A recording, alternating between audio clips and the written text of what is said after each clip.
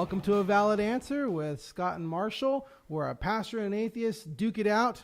We're going to duke it out today. I brought my gloves. He'd been talking and been promoting all week about how you better put your gloves on, everything like that. And then he comes here without any gloves. So he is just, he's I've got a defenseless. defense, though, because you would never hurt a guy with glasses, would you? You wouldn't hit a man with glasses, would you? I guess we'll have to wait until the end of the show to see. Right? Okay. As a man of the cloth, you can't hit me. Right? You know what? That might be a good debate to get into at another time after you're laying on the floor with a bloody nose. By the way, I would say, Sid, if you're watching, Sid, thank you. Sid Rival, thank you for loaning me your gloves today. And now I know where they came from. That's right. Got your that's number, right. Sid. So, well, thank you for joining us here at A Valid Answer. We're here every Sunday, 5 o'clock, right here on kerncast.com. And we're going to be talking about, Marshall, tell us what we're going to be talking about today. Well, we're going to be talking about universal basic income. It's also known as guaranteed basic income. It goes by a few different names, or you could even just call it free money. The idea that's what I'm calling it. Everybody should just get a check every month just for being a human being. So that's what we're going to talk about today. So tell me, why do you think we need a universal basic income or a guaranteed basic income or whatever we're going to call it? In the near future, automation is projected to eliminate about half of all U.S. jobs. It's in the next 2 decades. We think that half of all the jobs are at risk. Your grocery stores are going to be automated. There's already, Amazon already has an automated grocery store where you go and you pick what you want off the shelf and you just walk out. Okay, I think maybe your definition of automated might be out of whack. Maybe. Because there's still people stocking the shelves, people bringing that in there. I still walk in. Right, there's still all that going on. You don't need cashiers. Think about retail. What happens in the grocery store is going to move over to retail. You've got drivers, self-driving cars and trucks. The first self-driving delivery cross-country happened, I believe, last month. It happened this year. I think last month we also had our very first fatality by a self-driving car. Right, and that is going to happen, but all of the statistics seem to suggest that self-driving vehicles are about 90% safer than those driven by humans. So I don't think that one accident is enough to condemn the entire self-driving car movement. Fast food. You go to the fast food, not only do you have kiosks, they now have machines that fill the sodas for you and all these other things, and they have burger flipping machines now. Accountants are going to go away, and farm labor, this is going to be really huge because we've got 2 big revolutions coming in farming, and they're probably the biggest revolutions in agriculture since the dawn of the Neolithic Revolution, where we first domesticated food and animals. And those are vertical farming, where you're going to start growing crops in tall factories, where every day a new crop is planted, and every day a new crop is harvested, and on the ground floor of the factory there'll be a grocery store. And these are magically going to appear? Well, it's going to be grown, but this entire process can be automated. Right, but that's going to be just magically appear? How does the...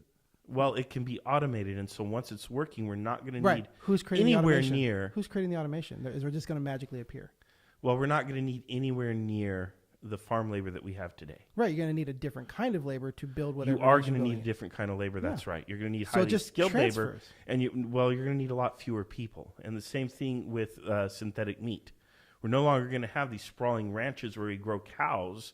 The places that exist just up the I-5 here. We're going to start growing meat in a laboratory within the next 4 or 5 years. They've already begun doing it, and they believe it'll be economically viable within 2 or 3 years. And there's one firm that says they're going to bring it to market as early as late 2018. What are they creating it from? And where are they getting that? Animal stem cells. And where are they getting that? From animals. And where are the animals at? The animals are in ranches. Okay, so you still have... We have these things now, but what I'm telling you is that in the future, automation is going to eliminate at least half of all of the jobs that we have today. This is the cry that has been happening for centuries. Every time a new invention comes up, everybody we're going to have nothing to do, and then the jobs just shift. There will still be things for people to do. There will still be jobs for people to have, and there'll still be things that are still going on. And this whole idea of, automation is going to put us to where nobody needs to do any jobs, so then how we're going to make a living, I think is a problem that is not actually ever going to exist, because we keep going through these cycles, and every time something new comes out, it just shifts. It doesn't eliminate, it shifts. People learn something new and they do something new. We've seen that with every industrial revolution. We've had I think they say about 5 industrial revolutions. But the Industrial Revolution, the sixth one that is coming, is going to be very different because instead of having this one will be different. This one will be different. Got it. Just like every generation says, no, I'm going to be different than my parents. No, this time it's different. I'm different. But there's a reason. Now you have artificial intelligence. We've never had artificial intelligence before. We're going to have robots that can fix the robots. We're going to have machines that can build machines. We're going to have artificial intelligence. I think we're that talking can write about a code. different. I think we're talking about a different problem here. Because once artificial intelligence is here, and you have a being, who are you to say that being has to work for you? Who are you to tell that being, that artificial intelligence, you will make this? This is your job. If it literally is artificial intelligence and an actual intelligence in a being, who are we as humans to tell that being what to do? If we create, AI is programmed for a purpose. So if you program AI to build cars, that's what it's going to do. Then it's not really AI. Well, what's your definition of artificial intelligence? Artificial intelligence is something that makes its own decisions. Okay. And intelligence is something that makes its own decisions. Right now, they're simulating intelligence. They're just programs simulating intelligence. Okay. Well, we can split hairs on that, Scott. But in the future, we're going to have robots that are going to take away a lot of the labor type jobs that we have in the world today. And if that problem does come to pass, that's a bigger problem than just talking about basic universal income, because those robots will take over. Well, I don't know. I don't know that it's necessarily going to be Terminator.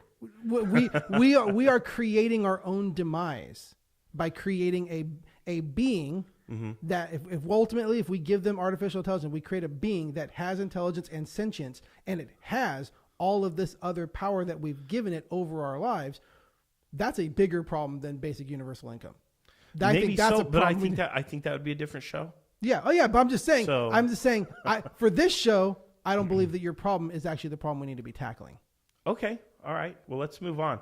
So my solution to this problem, where we're going to have a world where a lot of people don't have jobs anymore, meaning they don't have labor type jobs, is universal basic income, also called guaranteed basic income. And basically what happens is you are given a check, let's say a check for, I'm going to throw a random number out there, like $1,000 a month.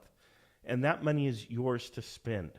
Now, there are many different proposals, there are many different ways, many different, you can envision this any different way. One very popular vision is to eliminate the entire welfare state apparatus here in the United States, eliminate all of it, and replace your housing, your rent control, all of these things, your food stamps and so on, replace it with a simple cash grant. Because the problem, of course, is poverty. And poverty is nothing more than a lack of money. And if you want to solve poverty, the most efficient way to solve it is to give people money. So what we do is we give people money. That is and literally, they use that. That is literally the opposite of everything leadership programs tell you. Well, what we do is we use that money to give them, people can spend that money however they need to spend it. And so that means they can use the money to buy health care, to pay rent, to buy groceries, to... Now you did a poll. I don't know how accurate this poll is about how many people would how they would actually spend it. So what are your results of your poll? You did a poll on Facebook. And which, by the way, on Facebook right now, Jesse Husso, hi, how you doing? Richard Joseph Forrester, hey guys, Richard, thank you. Richard over at Kerncast is listening to us right now. Thank you. And Pasquale. Oh, Pasquale, thank you. I missed that one. There you go. Yeah, that's the Pasquale. I think I was talking about the Pascal's Rager. So you did you went on Facebook and you did a little a very unscientific poll. But I asked people, if you were given $1,000 a month, what would you do? Would you spend it on bills and necessities, or would you spend it on fun and relaxation? So Jessica, Alfredo, Mandy, Nick, Eric, Derek, and Timothy all said, hey, I'm going to use this to pay my bills. I'm going to use this to pay down debt, what have you, pay for my needs. Whereas two people, including my good friend Bobby and my very own daughter Alexandria, said, I'm going to use this to have fun and relaxation. So I'll have to have a talk with my daughter, right? ultimately, isn't that what they're doing anyway? Even the ones who say they're going to spend it on bills, that means that what they didn't spend on bills, they're going to spend on their relaxation or whatever they wanted to do. So it's basically all. Well, what's happened is there have been several pilot programs to study universal basic income around the world. And one of them just failed. The one in Finland did not necessarily fail. I'm very annoyed that everybody says, well, Finland's just failed. It just imploded. No, they ended the program because they want to work on other things. No, they want to redirect the resources. No, they've ended it because they couldn't fund it anymore. Okay, that's called failure. But the question they realized that they could not continue to fund it, and the people weren't using it the way that they said. Okay, well, the reason they couldn't fund it is because they are still funding welfare programs and all these other things. But the whole funding thing is just minutia, or I mean, it's not minutia, but it's a red herring. I don't want to get into how exactly are we going to fund we're not going to go into the details of how exactly right because I'm talking about the principle of the principle of giving people money for nothing. Mm-hmm. The leadership principle that I was talking about is something that when you take leadership classes and they talk to you about these things, one of them is, as a leader, when you're dealing with the people that work with you, the people that work for you, the people that you are leading, whatever is rewarded is repeated. Mm-hmm. Whatever is rewarded is repeated. Mm-hmm. So when we reward people for doing nothing, that behavior is what will be repeated. People aren't going to, you don't reward what you don't want to see happen. So when people are doing nothing for the money and you give them money, mm-hmm. that you're encouraging them. You're saying that is what you should be doing. That is how you should be living. What you're doing right now, we're going to reward that. Instead, why don't we reward people who are doing things and being productive? Why aren't we rewarding with tax breaks and tax credits people who are doing right things? Wow, you stayed married for 25 years. I just spilled water all over me. My goodness. Yep. That was God. That was God. So I'm just gonna go with wet pants, and we're just gonna move along, and I'll get this all cleaned up later. But okay, God, maybe I'm the wrong. Well, it wasn't lightning that hit me. It wasn't lightning. It wasn't lightning that hit me. But yeah, that was. And now I'm watching myself on Facebook as I'm reacting. I'll share my water if you like. No, I got more water here. I don't think I'm going to trust myself to put any more water in my cup. I'm willing to share. See, my money where my water where exactly. Whatever. No, but what I was getting is we reward the behavior. Why aren't we rewarding right behavior? Why aren't we rewarding mm-hmm. behavior that contributes to society? We have people. Who decides what behavior is right and wrong? Right. For right now, let's just go with what the law is. All right. We have people who come into our country, break our laws, come into our country, and then we reward them with free college, which we don't even give to people who are born here, who are doing it right and not breaking the laws. That's just one example. Here, we want you to go to school and get an education. I know. So why aren't we starting with the people who are here and born here and didn't break our laws to get here? It would be nice if we paid for everyone's education. No, here's why. And this is why all of this is a sham. Everything that you're talking about, the money is what it's about. This is about control. We give free education to these people who are breaking our laws mm-hmm. coming in because we want their vote. Mm-hmm. We give money to the people who are doing nothing because we want their vote. You are buying votes with other people's money. Which is exactly what's happening right now. Exactly. Except right now, it's the billionaires who are buying the political votes. You've got a guy here. You got a guy here like Jeff Bezos, yeah. right? Okay. In the state of Ohio, he's got 3,000 people who are on welfare. These are his own employees that are 3,000 of them are on welfare. He has a personal fortune worth $152 billion. And then what these billionaires do is they take the money, they purchase our media, and then the mm-hmm. media simply spews out propaganda. It doesn't spew the truth. Now we're in a world where we can't even tell now if news is real or fake mm-hmm. because they've got so good at spinning the propaganda. We don't even know. And now our politicians are in the pocket of billionaires like this. And here's the heck of it. Jeff Bezos, when he doesn't pay his employees, we have to pick up the tab. Now, that's not fair. That's not fair at all that you or I have to pay taxes so that this guy can get even that much richer. It's not fair. Life's not fair. So okay, let's figure out this is unjust. Let's figure out. Okay, that's a better word. I'd rather hear you here. Mm-hmm. But what's more? So it's unjust. These corporations are buying votes. We don't want corporations to buy votes. So instead, we want the government to buy votes. That's your answer? Who says who the government isn't buying your vote? Yes, absolutely. Who is the government but us? We are the government. No, the people the government, are the government. The political powers gives you $1,000. No, the political party who wants your vote brings this into a law and says, I was the one who brought this into law to give you free money. Vote for me. Keep us in power to keep the money. That's what's happening. That political, and whatever the political party is. How long are they going to be able to ride that horse for one election cycle? No, they'll ride it forever. I'm going to keep giving you free money. This is high school politics. This is literally high school ASB politics, where my son just experienced this high school ASB politics, where they just say, "Here's free pizza, vote for me. Here's a lollipop, vote for me. Here's this, vote for me." They're literally just buying. What are we teaching our kids in high school ASB politics? We're literally teaching this: go buy votes, and this is what happening. This is power. This is power.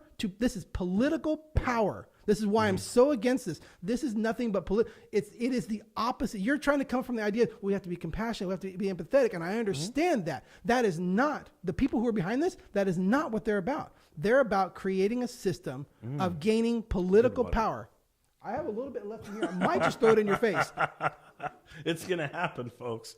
But sorry, we're doing this here. I have it right here, so I can knock it over so that you can see our logo. You can see our logo right here. If I put it down like that, it's blocked. So I have it up here. But from now on, it'll just have to be blocked because I'm not spilling water on my lap. All right. So here's the deal. In the status quo, the government's already exercising a high level of control over the people. In order to get unemployment benefits, welfare benefits, and so on, you have to go out, you have to look for a job, you have to do certain things. If you're offered a job, you have to take the job regardless of whether or not it's a very good fit. That's a very high degree of control. By replacing that entire system with a universal basic income that everybody gets, it's very democratizing. Because now you just have cash and you choose how to spend that cash. There's no strings attached, so there's no control. It doesn't tell you who you have to vote for. You vote for whoever you want or don't vote at all. There's no strings attached to the money. That's how the guaranteed basic income or universal basic income is supposed to work. You're simply given money. It's intended to pay for your basic needs, and it democratizes the entire welfare system. So that you're not being micromanaged by the government. That's why people like Milton Friedman, Thomas Paine, Richard Nixon proposed universal basic income. Do you get a harp when you live in this la la land world in the clouds that you're talking about? Do you get a harp that comes with it? Because what you're talking about is an unbelievable utopia that cannot happen. Why can't it happen? You're living in a la-la land of, we're going to give people free money. It's going to come from somewhere. We're just going to get these people who have all this money, and then we're going to do it. And then eventually, well, I guess they're not going to have, or maybe they will have money. I don't know. But we'll just keep getting money from somebody else, giving it to them so they'll keep voting for us. And somehow that's utopia. $85 trillion of wealth last year. $62 trillion of that went to the top 1%. Half of that wealth is held by 8 individuals. 200 years ago, or actually more like 150 years ago, people suggested that ending slavery was an utopian idea, that it was la la land. 100 years ago, people suggested that giving women the right to vote was utopian and la la land. But you know what? It happened. Over 200 years ago, young educated men, and probably a few women, gathered in the salons of Europe and talked about this whole idea of inalienable rights and a constitution and so on. And that was an utopia, la-la land idea at that time. Yet, in the space of just 25 years, from 1775 to 1800, what happened? Those ideas blossomed. There is nothing more powerful than 1,000 armies is an idea whose time has come. That's Oscar Wilde. I've butchered the quote. But more powerful than 1,000 armies is an idea whose time has come. And I think that because of automation and all these other things, I think the time for this idea is starting to arrive. And it may be utopian, but you'll be surprised it can happen. No, it's not just utopian. It's pie in the sky. It works against human nature. Well, it works against human nature. It assumes that humans are going to be the exact opposite of what they've proven to be, which is selfish.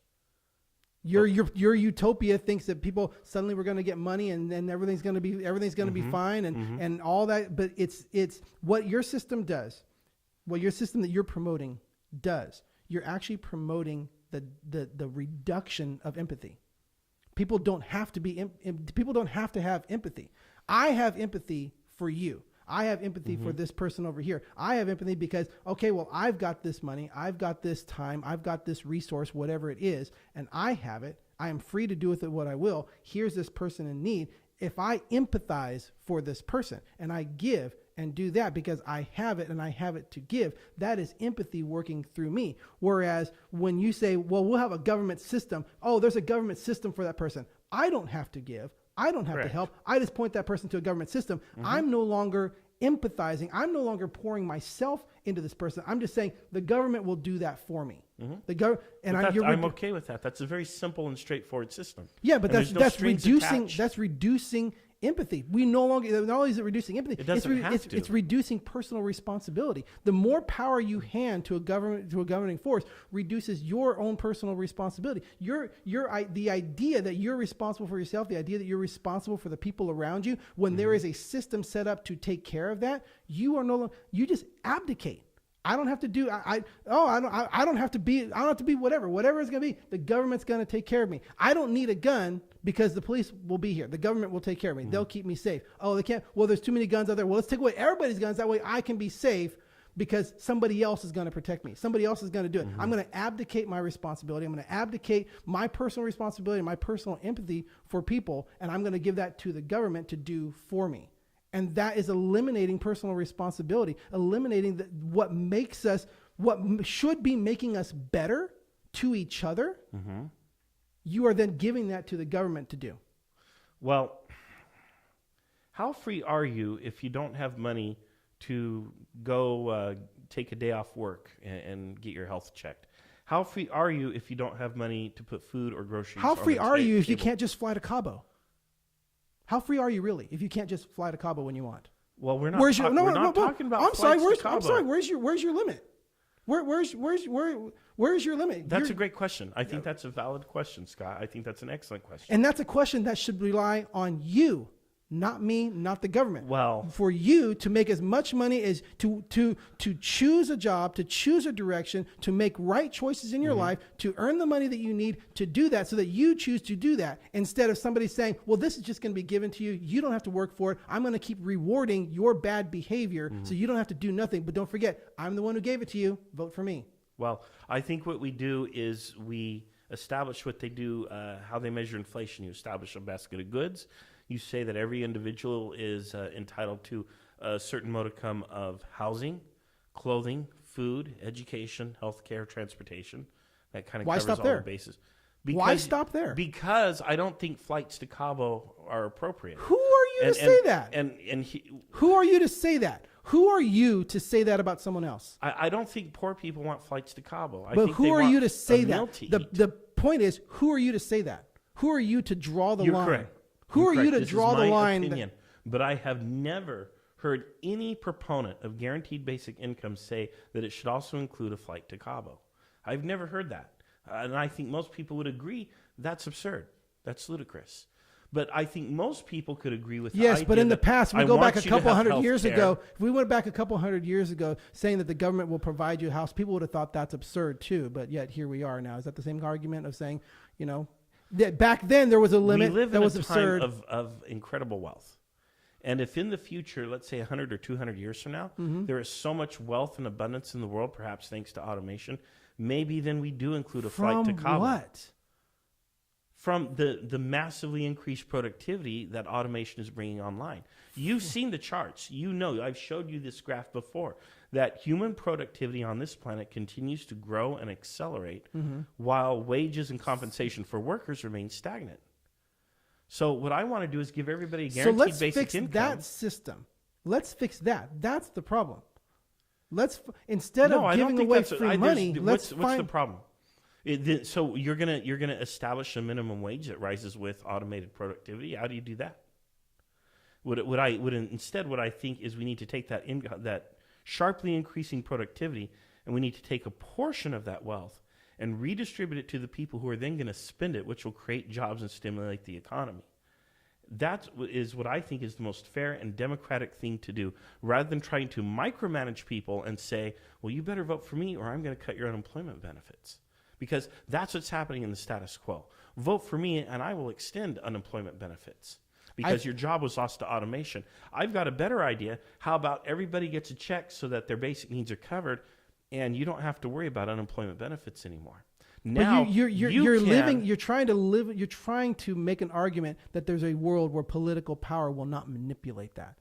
And that's against human nature. You are trying to set up a system that puts so much more power into the hands of politicians than should ever be there. No, I think the power's already there. If anything, I'm going to reduce the power. That's why libertarian economist Milton Friedman thought this was a pretty good idea, because it actually democratizes the entire welfare system by giving people a direct cash grant, and they can spend it however they choose. Money is freedom. You know, there's a way of looking at a dollar, calling a dollar a freedom unit. The more freedom units you have, the more freedom you have, which I kind of like that. It's a libertarian idea, but I like the idea. And so if you didn't earn it, it's not yours. It's yours if it's given to you. So now freedom is granted. It's not inherent in you. I have the power to grant you freedom. But that's happening in the status quo. That's happening in the status quo. Do you take deductions on your taxes? Mm-hmm. Okay. So the government is essentially already giving you a form of guaranteed basic income. That's the deduction. And do you consider yourself a slave to the government? That's a very good question. Okay. So in some areas, yes. Mm-hmm. In some areas, yes. I do not like the control that is, Now, I mean, here's the thing. I get into my car and I'm forced by penalty of law to put on my seatbelt. Correct. Mm-hmm. Now, is that bad? So control is not always bad. I mean, I don't know what it is with people that they think control is always some negative thing or that it's bad. No, control is what allows us to accomplish great things. You can have too much control. You can have too much of a good thing. I agree. But control in the right measure, properly applied, can end up creating amazing and wonderful things. I want the pilot of a plane I'm flying on to be in control. When you're driving in the car, I want you to have control. Mm-hmm. Control is not necessarily bad. When our military is deployed, I want our soldiers to be under control of competent officers who lead them into battle.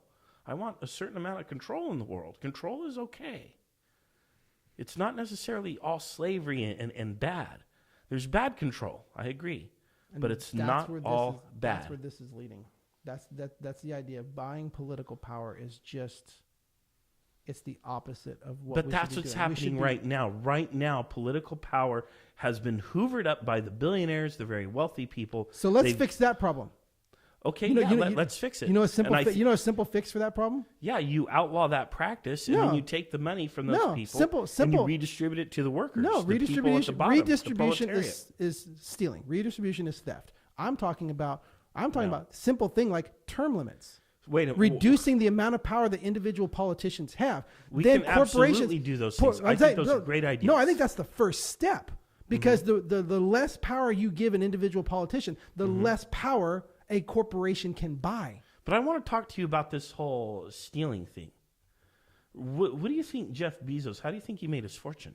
He stole the labor of 3,000 employees in Ohio.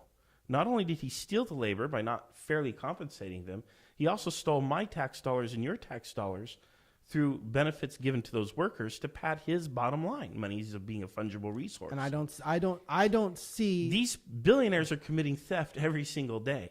And instead they've got you and I arguing against each other whether or not something like taxation is theft, when the great theft is the fact that they're stealing billions of dollars worth of labor every single year.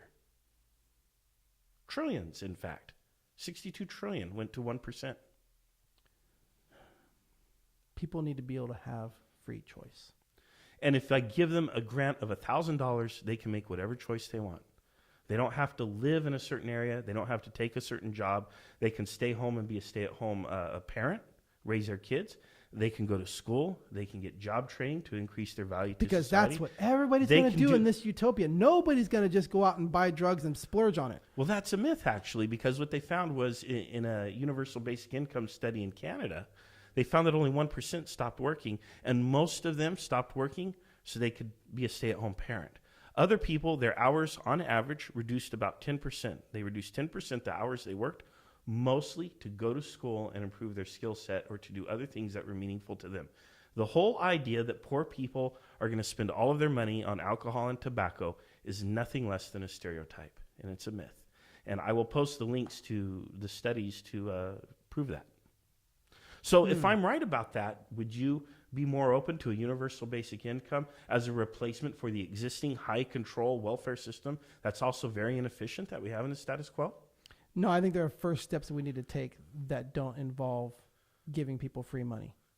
Well, if I agreed with you on that we need to have term limits, that we need to end the idea that people can convert wealth into political power. I want to end the idea that people can abdicate their responsibility to government. What do you mean by that? What do you mean? That the responsibility for your fellow neighbor is up to you personally, not the government. But people aren't going to necessarily accept that responsibility. Why am I responsible for what my neighbor does? Because here's this the isn't thing. Puritan New England where, it's just not. Which it didn't even work in Puritan New England. No, it didn't. So why are you proposing the system? What I'm proposing is freedom for people to be free. What I'm proposing is people to become better human beings. Mm-hmm. We keep everything that you're doing, everything that you're talking about is all about trying to fix these symptoms. All the going about giving power to the government, doing all this is trying to fix these symptoms instead of making opportunities for people to be better human beings. Our society has decayed because we have taken away the idea of individual responsibility and individual being responsible for the choices you make. We've told people that human lives don't matter. We've told people that your promises and your commitments don't matter. And we've told people that there is no higher power to call upon. And there is nothing else that's out there to hold you to this. We have told these people all these things, and we've gotten this society. We've told people that we've taken prayer out of schools. We've made abortion on demand. We've made a no-fault divorce. And we've created these things that said, you are not responsible, that the human life is not precious. You are not responsible for your decisions. You can get out of your commitments. You don't have to live up to your responsibilities. We have created a society that celebrates the idea that you don't have to be responsible. Instead of saying, no, you are responsible. We're going to hold your feet to the fire to your commitments. These are the things that we have to protect human life, that it does have value. You cannot just get rid of it and just terminate it because it's inconvenient for you. There is a responsibility to human life. There's a responsibility to your commitments. And then when they're struggling, then we as a society, as good people, that's why I work at a church. That's what I've dedicated my life to this calling that God has given me, that we need to be better people. Let's be better people. Let's look to God and be better people. That way, when I see this person needs help, I'm going to offer them help because I'm a good person. And when they get that, when they've been told you are responsible, and then somebody else comes in and says, I will give you grace. I will step in and give you grace. Mm-hmm. Can I eat grace? No, but I'm saying grace house me? Yes, when I come in and give you homelessness. When I come in and hunger. Give you grace by saying, here's this place to live, here's money from my pocket, here's food I'm going to go buy you. Well, that's what a guaranteed basic income. No, here's the difference. No, here's the difference. When you receive it as grace, you understand and appreciate it. When it's promised to you by the government, you are entitled to it. That's right. You're entitled to it. No strings attached. Your idea is, I'm entitled to this. I deserve this. My responsibility, my actions, my decisions don't matter because I should get this no matter what. Instead of being like, I know that my poor decisions have gotten me here, and now I'm being given grace by someone. I'm going to get up.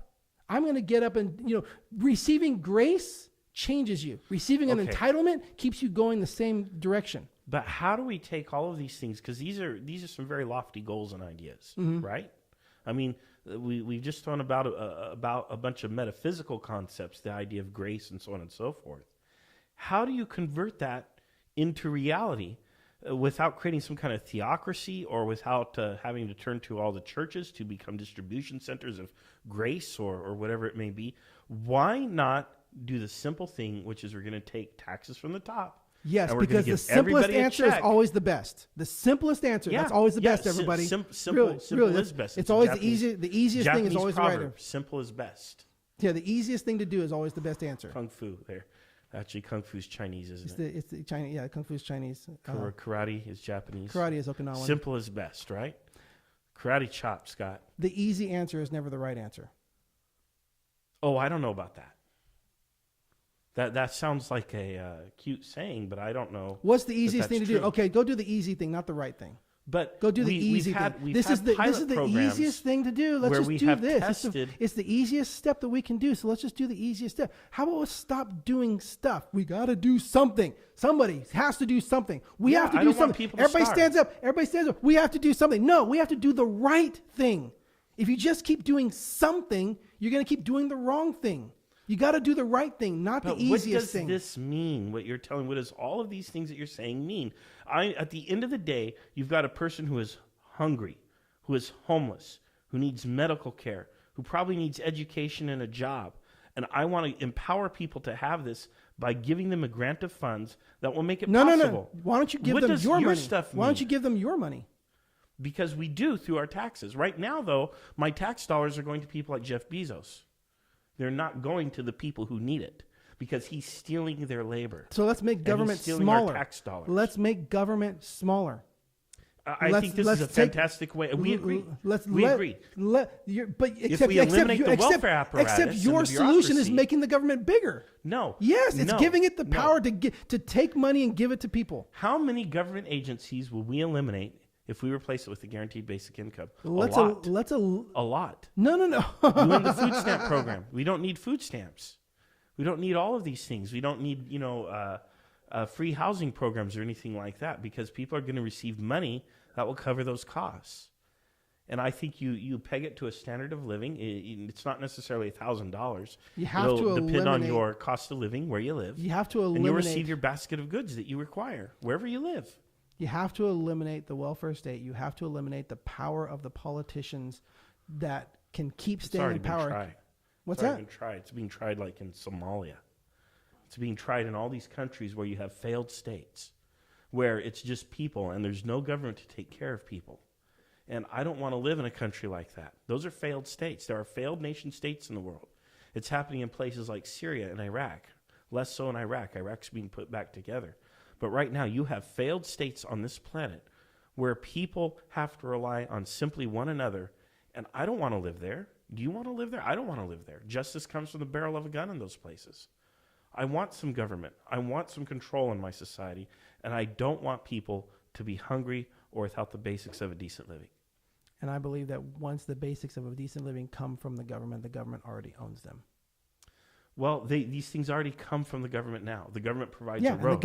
And the government already owns them. They create the laws and the rules and regulations that govern things like our health care and our workplaces and the 5-day work week and the weekend and stuff like that. Why do you think minimum wage laws? Why do you think every rundown, poverty-stricken city is ran by Democrats and progressives? Oh, I don't want to get into that. Because they keep promising money to the poverty. They keep promising, we're going to give you all these things, and people keep voting for them, and nothing changes. Well, first of all, I disagree that that's true. Yeah. I disagree that that's true. I don't even know that that's true. Yes. I mean, you might be thinking of Detroit or someplace, which is but that's because the wealthy people took all the money out when the automobile industry collapsed. Right, and giving the government and all these welfare programs really helped, didn't they? Well, no. I think they made welfare things worse. as we have it today is actually inefficient. It rewards poor behavior. And I tried to hire a person one time for a job, and she was a young lady, a single mom, and she told me at the wage that I was authorized to offer her that she couldn't take the job because at the end of working 40 hours a week and so on, she'd only come up maybe $100 or $200 a month, working 40 hours a week, for 4 weeks. It was actually more cost effective for her to be a stay-at-home mom than to accept a job. And so when we live in this kind of society where people are forced to stay on the dole because it's more rewarding to do that than to go out to work, the system is broken. The system is broken. The system is so we agree. paying for bad behavior. So we agree there's a need to reform the system. Yes, absolutely. But the solution isn't to continue to reward bad behavior. Well, I think guaranteed basic income would eliminate bad behavior. When we tell people that you have to take any job that you get in order to continue to get any kind of unemployment benefit, that's bad. I don't want to work with those people. I don't want to work with a person who's simply taking a job because they're required to do so. I don't want to work with a person who has to work so many hours. Every person is at a job because they have to. No, people get fulfillment from work. Look at how many retired people work and pursue hobbies? Why do we have to push everybody into the fast food restaurants and into the grocery stores and the markets to work? Why not tell people, you know what? Being a stay-at-home parent is work, and we're going to pay you for that. You deserve compensation and recognition for being a stay-at-home parent. Why not say to a person that if you want to do art, well, be an artist. Well, okay, the world needs artists. No, the world needs good artists. Okay. And good artists will be paid for the good work. Yes, otherwise, oh, you want to be an artist? Oh, you can draw. But okay, we're going to pay you so that you can be an artist. Even though nobody wants to buy your stuff, even though you're not any good at it, we're going to encourage your bad behavior and say, yeah, you go ahead and go be an artist. How do you get good at art? Here's a participation trophy. Art? Practicing art is how you get good at art. Mm-hmm. Imagine if we had a world where people could choose what they did for a living and how they wanted to make their money. I think it would be a world with a lot more artists and a lot more good art. Yeah, there'd be some bad art, and it probably wouldn't be rewarded too well. But well, you would reward it. And what happens when there's a guaranteed basic income and I work at a job and maybe I'm being harassed by my employer?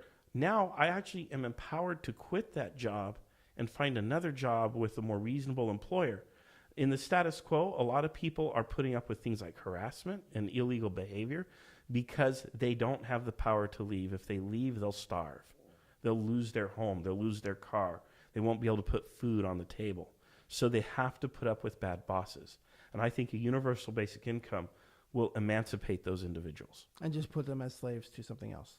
Great idea. Well, I would rather they be a slave to the government. In an abstract way, a slave to the government because they cash a government check than be sexually harassed at work. Yeah. Or I would at least like to give them the choice. Choose your poison. You can accept free money from the government and be a slave in some way, or you can put up with a bad boss. Diving into what really needs to happen, reducing the size of government, limiting the power of government officials so that you eliminate what can be purchased. You eliminate what can be purchased by corporations. You have less money being taken by corporations. You go through the simple tax system. Mm-hmm. None of this things where there's tax loopholes. That's where a lot of it is happening, is tax loopholes and all this kind of stuff. That's not mutually exclusive with the guaranteed basic income. But you do that first, and you don't need the basic. You don't need the basic income. The basic income encourages bad behavior. It rewards the wrong things. Well, I disagree with you. It is absolutely not the right answer because it rewards the wrong things. So, you reward behavior for doing nothing, you'll continue to get that bad behavior. All right.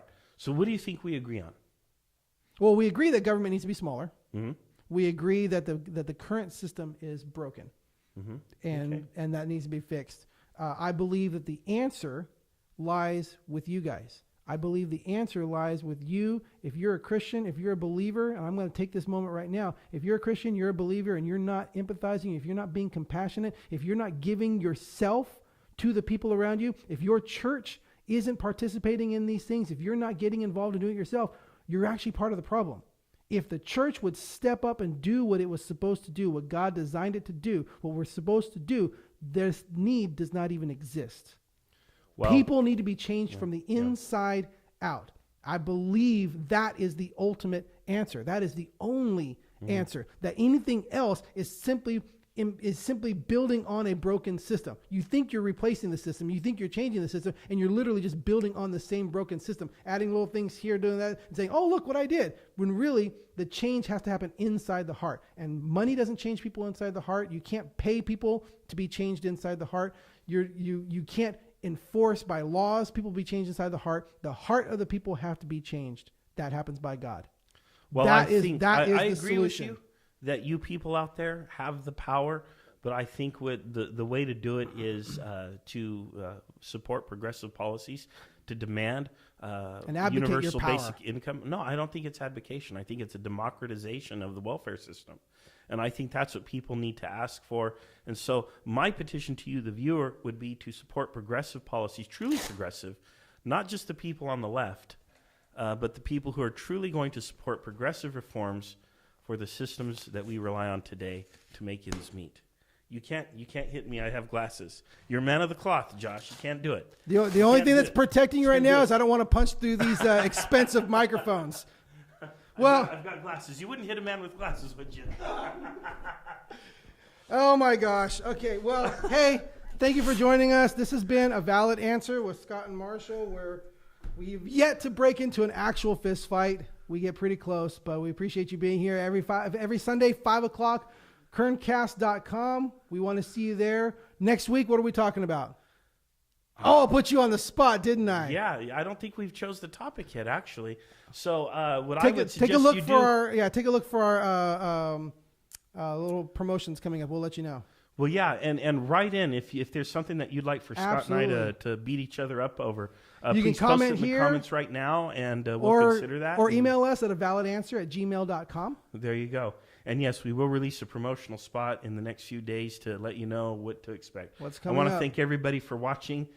Thank you all for liking and following us on Facebook. We're very close to 100 likes on there. Whoa! So I would ask everybody push us out there, over the limit. Yes, push us over the limit. Hit that like and share button and get your friends and family and neighbors talking about the things that we talk about. That's right. Here Go on there and comment and tell Marshall why he's wrong. Yeah, you can go ahead and do that. Absolutely. But I really want you folks out there to start talking about some of these ideas with your family, friends, and neighbors, because that is the payoff for this show for us. So yes, it is. So until next time, elevate the conversation. Yeah. Until next time, this has been A Valid Answer. I have to go and dry my pants.